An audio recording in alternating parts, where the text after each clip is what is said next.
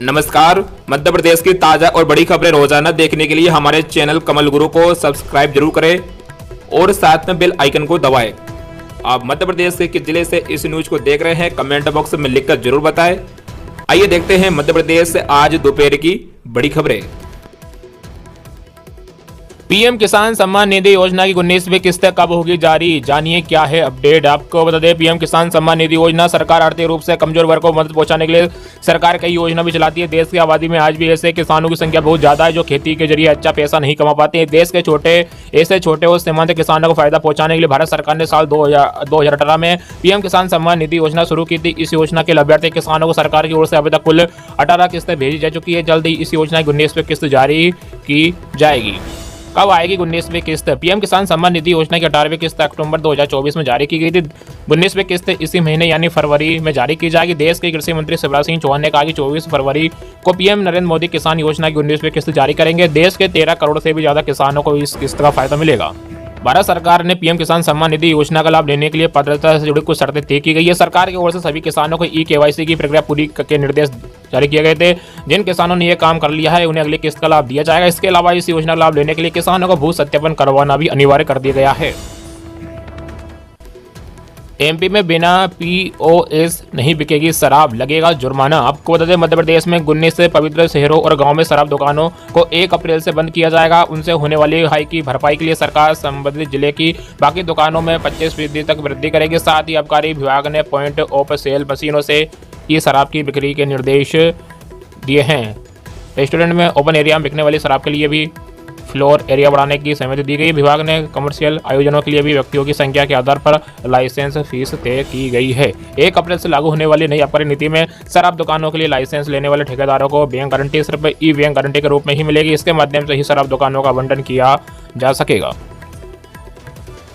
छत्तीसगढ़ निकाय चुनाव रिजल्ट, कौन बनेगा महापौर, फैसला आज। आपको बता दें, छत्तीसगढ़ की 10 नगर निगमों में महापौर कौन बनेगा आज तय होने जा रहा है। थोड़ी देर में डाक मतपत्रों की गिनती शुरू होगी। इसके बाद करीब 9:30 बजे EVM के वोट गिने जाएंगे। 10 नगर निगम, 49 नगर पालिका और 113 नगर पंचायत में 11 फरवरी को वोटिंग हुई।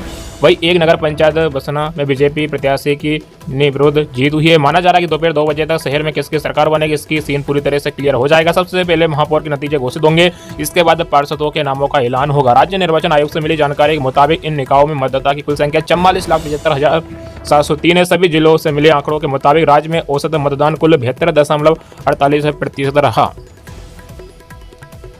भाजपा को होली से पहले नया राष्ट्रीय अध्यक्ष मिलेगा। आपको बता दें, भाजपा के राष्ट्रीय अध्यक्ष की चुनाव प्रक्रिया की शुरुआत मार्च के पहले हफ्ते तक शुरू हो जाएगी। होली से पहले पार्टी को नया राष्ट्रीय अध्यक्ष मिल जाएगा। इस बार राष्ट्रीय अध्यक्ष के लिए दक्षिण भारत से किसी नेता के नाम पर सहमति बन सकती है, क्योंकि भाजपा का फोकस अब दक्षिणी राज्यों पर है। फरवरी के आखिरी तक 18 राज्यों के प्रदेश अध्यक्षों के चयन की प्रक्रिया पूरी होते ही राष्ट्रीय अध्यक्ष के लिए चुनाव कार्यक्रम घोषित होगा। भाजपा संविधान के मुताबिक राष्ट्रीय अध्यक्ष का चुनाव तभी कराया जा सकता है जब देश के कम से कम आधे राज्यों के प्रदेश अध्यक्षों के चुनाव हो जाए। पार्टी के एक नेता के मुताबिक मौजूदा राष्ट्रीय अध्यक्ष JP नड्डा को एक और कार्यकाल देने की जगह पार्टी नया राष्ट्रीय अध्यक्ष चुनेगी। जिला खनिज प्रतिष्ठान के संसाधनों का जनजातीय बहुल्य जिलों में प्राथमिकता से उपयोग हो। आपको बता दें, मुख्यमंत्री डॉक्टर मोहन यादव ने कहा कि प्रदेश के जनजातीय बहुल्य जिले खनिज संपदा से संपन्न है। जिला खनिज प्रतिष्ठान के अंतर्गत विकास की गतिविधियों का संचालन इन जिलों में प्राथमिकता के आधार पर किया जाए। जिलों की आवश्यकता और परिस्थितियों को देखते हुए अधोसंरचना विकास का निर्धारण किया जाए। मुख्यमंत्री डॉक्टर मोहन यादव ने आपदा व आकस्मिकता की स्थितियों का बेहतर प्रबंधन सुनिश्चित करने के लिए सभी जिलों में एक हेलीकॉप्टर पट्टी विकसित करने की आवश्यकता बताई। उन्होंने जिन जिलों में स्टेडियम नहीं है वहां खेल अधोसंरचना के लिए आवश्यक व्यवस्था करने के निर्देश दिए। मुख्यमंत्री डॉक्टर मोहन यादव की अध्यक्षता में जिला खनिज प्रतिष्ठान के संबंध में बैठक समत भवन में हुई। GIS से पहले सरकार लेगी 6,000 करोड़ का कर्ज। आपको बता दें, ग्लोबल इन्वेस्टर समिट से ठीक पहले मोहन सरकार 6,000 करोड़ रुपए नया कर्ज लेने जा रही है। ये कर्ज 3 अलग अलग हिस्सों में 3 फरवरी को लिया जाएगा, जिसकी भरपाई 12, 15 और 23 वर्षों की अवधि में की जाएगी। इससे पहले 1 जनवरी 2025 को सरकार ने 5,000 करोड़ रुपए कर्ज लिया था। नए कर्ज के बाद चालू वित्तीय वर्ष में सरकार द्वारा लिया गया कुल कर्ज 41,000 करोड़ रुपए तक पहुंच जाएगा। मोहन सरकार देश विदेश के निवेशकों को 24 और 25 फरवरी को आयोजित ग्लोबल इन्वेस्टर समिट में शामिल होने के लिए आमंत्रित कर रही है। इस समिट के आयोजन, अतिथियों के यात्रा और ठहरने सहित विभिन्न तैयारियों पर करोड़ रुपए खर्च होने हैं। इन्हीं खर्चों को पूरा करने के लिए सरकार ने 18 फरवरी को 3 अलग अलग अवधियों के लिए कर्ज लेने का फैसला किया। सरकार 2-2 हजार करोड़ रुपए के 3 कर्ज लेकर 20 फरवरी को कुल 6,000 करोड़ रुपए हासिल करेगी। एमपी में बेटियों के माता पिता को हर माह दिए जाएंगे पैसे, जानिए क्या है मोहन सरकार की योजना। आपको बता दें मोहन सरकार बेटियों के लिए कई योजना लेकर आती है और उन्हीं योजनाओं में से एक मुख्यमंत्री कन्या अभिभावक पेंशन योजना। इस योजना से प्रदेश के बेटियों के माता पिता को लाभ मिल सकेगा। मोहन सरकार बेटियों के लिए कई योजना लेकर आती है।